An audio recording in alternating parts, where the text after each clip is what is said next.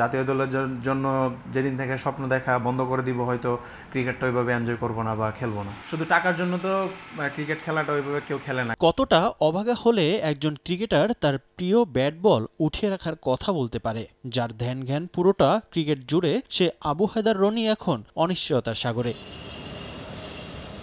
গত এনসিএল টি-20-তে হয়েছিলেন টুর্নামেন্ট সেরা, এরপরও জাতীয় দল কিংবা বাংলাদেশ এ দলে অবহেলিত রনি। এ দলের সবশেষ ক্যাম্পেও রাখা হয়নি তাকে। সবশেষ রংপুর রাইডার্সের হয়ে গ্লোবাল সুপার লিগ খেলার স্বপ্ন দেখলেও শেষ মুহূর্তে এসে তাকে ছাড়াই গায়ানার উদ্দেশ্যে রওনা দেয় ফ্র্যাঞ্চাইজিটি, যা হতাশা বাড়িয়েছে রনির। লাস্ট মোমেন্টে ওনারা স্কোয়াড চেঞ্জ করেছে, তো অবশ্যই খেলতে পারলে অবশ্যই ভালো লাগতো।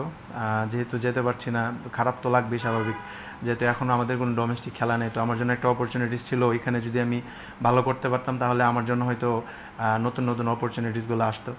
যেহেতু যেতে পারি নাই, একটু খারাপ লেগেছে। ঘরোয়া ক্রিকেটে নিজেকে প্রমাণ করেছেন রনি, তারপরও কপাল খুলছে না এই অলরাউন্ডারের। প্রায় 7 বছর জাতীয় দলের বাইরে তিনি। এনসিএল-এ টুর্নামেন্ট সেরা হলেও নির্বাচকদের নজর কাটতে না পারার ক্ষত বয়ে বেড়াচ্ছেন রনি। তবে থেমে থাকেননি, নিজেকে পরিপূর্ণ করতে নিয়মিত কাজ চালিয়ে যাচ্ছেন বাঁহাতি পেসার। আমার প্রথম প্রায়োরিটি বোলিংয়ের পাশাপাশি যেহেতু ব্যাটিংটা আগের থেকেই ভালো পারতাম, এখন আরও কাজ করতেছি। তো ইমপ্রুভমেন্টের তো শেষ নাই। আমি যেটা বললাম যে ইমপ্রুভমেন্ট হয়তো আরও বেশি করতে হবে আমার সামনের জায়গাগুলোয় ক্লিক করার জন্য। তো ব্যাটিং নিয়েও কাজ করতেছি।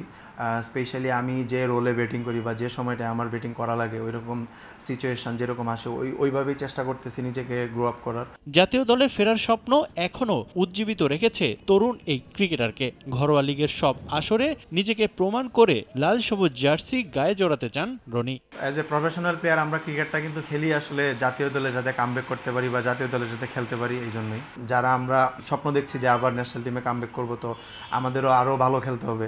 যেরকম খেলতেছি এটা হয়তো ওই জায়গাটায় ঢোকার জন্য হয়তো ফুলফিল করতেছে না, বা যে ক্রাইটেরিয়া ওইটা মনে হয় ফুলফিল করতেছে না। তো আরও ভালো খেলতে হবে, কারণ ভালো খেলার তো শেষ নেই। আমি যদি আরও ভালো খেলি, আরও ভালো বেটার পারফর্ম করি, সবগুলা ডোমেস্টিক টুর্নামেন্টে যদি টপ উপরের দিকে থাকি, তাহলে তো হয়তো ওনারা আমাকে নিয়ে পজিটিভ চিন্তা করবে, তখন হয়তো আমার চান্স আসবে। সবশেষ 2018 সালের ডিসেম্বরে ওয়েস্ট ইন্ডিজের বিপক্ষে টি-20 ফরম্যাটে লাল সবুজ জার্সিতে মাঠে নেমেছিলেন আবু হায়দার রনি। রিফাতুল ইসলাম মিরন, সময় সংবাদ, ঢাকা।